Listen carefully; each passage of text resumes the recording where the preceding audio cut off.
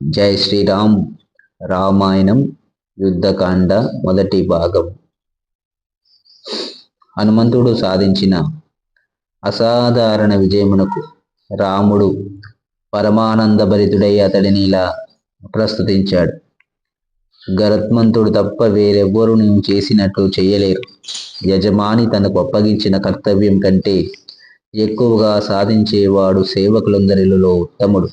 తాను మరింత చేయగల సమర్థుడై ఉండి కూడా యజమాని ఆదేశముల మేరకు మాత్రమే చేసి అంతకు మించి యత్నమే చేయనివాడు మధ్యస్థుడు. చివరగా సమర్థుడై ఉండి కూడా యజమాని ఆదేశములను నిర్వర్తించనివాడు అధములలో అధముడైన సేవకుడు. ప్రియమైన హనుమంత, నీవు సీత జాడను కనిపెట్టడం మాత్రమే గాక నీ వచనములతో ఆమెను సాంత్వనపరిచావు. నీవు లంకా నగరమంతటిని నిలోకించి రాక్షస మహాయోధుల శక్తిని పరీక్షించి రావుని గుండెల్లో భయం కల్పించావు. నిజానికి నీ సేవ వలన నా ప్రాణమునే నిలబెట్టావు.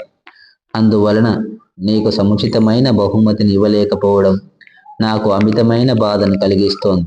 సరి అయిన ఆధారం అనేది లేక నేను ప్రవాస జీవనం గడుపుతున్నందున నీ సేవలకు ప్రతిఫలంగా నా ఆలింగనమును మాత్రమే ఇవ్వగలను.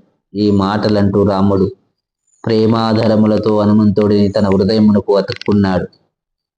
అంతటా రాముడు సుగ్రీవునిపై తిరిగి, సీత ఎక్కడుందో ఇప్పుడు మనకు తెలుసు, కానీ వానరులు అసలు సముద్రం ఎలా దాటగలరు? ఒక్కసారిగా మన ఆశలు, మనం కష్టపడి చేసిన కృషి అంతా నిష్ఫలమైపోయినట్లు కనిపిస్తోంది. అంతటా రాముడు మౌనం దాల్చి ఆలోచన నిమగ్నుడైనాడు.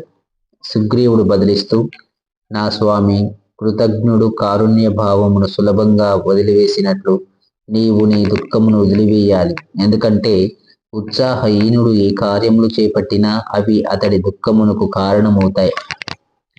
దుఃఖ విచలితమైన మనసు గలవాడు చేసే ప్రయత్నములన్నీ తుదకు నిష్ఫలంగానే పరిణమిస్తాయి. రాక్షసులతో యుద్ధం రాబోతున్నందుకు నాకు మహదానందంగా ఉన్నది. వానరులంతా ఈ కార్యమునకు దీటైన వారేనని నాకు దృఢమైన విశ్వాసం ఉన్నది. బహుశా మనం ఏదో ఒక విధంగా సముద్రంపై సేతువును నిర్మిస్తే సరిపోతుంది. వానరులు లంకకు చేరగలిగితే చాలు, వారు విజయం సాధించగలరని నేను నిశ్చయంగా చెప్పగలను అని అన్నాడు. రాముడు హనుమంతుని వైపు చూస్తూ, నా యోగశక్తిని వినియోగించి నేను సులభంగానే సముద్రం దాటగలను, లేదా నేను తలుచుకుంటే దానిని శుష్కింపజేయగలను. అందువలన దయచేసి లంక యొక్క రక్షణ వ్యవస్థల గురించి నీ సందర్శన సమయంలో సేకరించిన సంబంధిత ఇతర సమాచారం గురించి నాకు వివరంగా వర్ణించు అని అన్నాడు. హనుమంతుడు ఉత్సాహంగా ఇలా బదులిచ్చాడు. లంకకు 4 రకములైన రక్షణ వ్యవస్థ ఉన్నది. వారి మొదటి రక్షణ వ్యవస్థ ప్రకృతి సిద్ధమైనది. ఒక నది చేత చుట్టబడి కీకారణ్యముల చేత పరివేశించబడిన ఒక మహోన్నతమైన పర్వతాగ్రం మీద ఆ నగరం నెలకొని ఉన్నది. ఆ పైన దుర్గ వ్యవస్థ ఉంది. ఉన్నతమైన స్వర్ణమయ ప్రాకారములు లంకను పరివేష్టించి ఉన్నాయి. వాటికి 4 దిక్కులలోనూ 4 మహాద్వారములున్నాయి. ప్రతి ద్వారం వద్దను భారీ పరిమాణం గల తోపులు అమర్చబడి ఉన్నాయి.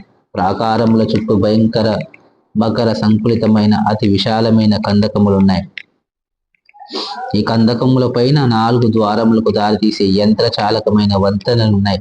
నేను లంకా దహనం చేసిన సమయంలో ఈ యంత్రచాలకమైన వంతెనలన్నింటినీ ధ్వంసం చేసి ప్రాకారములలోని చాలా భాగములను కూల్చివేశాను. ప్రియమైన శ్రీరామ, అత్యుత్తమ యోధులైనటువంటి అంగదుడు, ద్వివిధుడు, మైందుడు, జాంబవంతుడు, పనసుడు, నీలుడు మరియు నేను మాత్రమే లంకకు లగించి వెళ్ళాలని నా సూచన. మొత్తం వానర సేనను సముద్రం దాటించడం గురించి చింతించవలసిన అవసరం లేకుండా మేము రావణుడిని జయించగలం. అందుకు రాముడు, నేను స్వయంగా వెళ్ళి లంకను నాశనం చేయాలనేది నా శపథం అని బదులిచ్చాడు.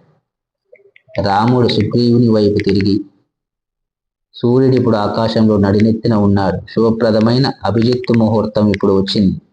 యుద్ధ కార్యక్రమములు ప్రారంభించడానికి అనువైన సమయం ఇదే.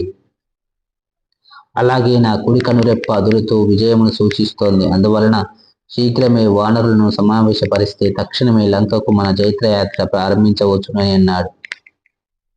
యుద్ధ సన్నాహములకు శ్రీరాముడు శ్రీకారం చుట్టినందుకు లక్ష్మణ, సుగ్రీవులు ప్రశంసించారు. కొద్ది క్షణములలోనే గుహల నుండి, అరణ్యమయమైన పర్వత తలముల నుండి వానర సమూహములు వెలువడ్డాయి.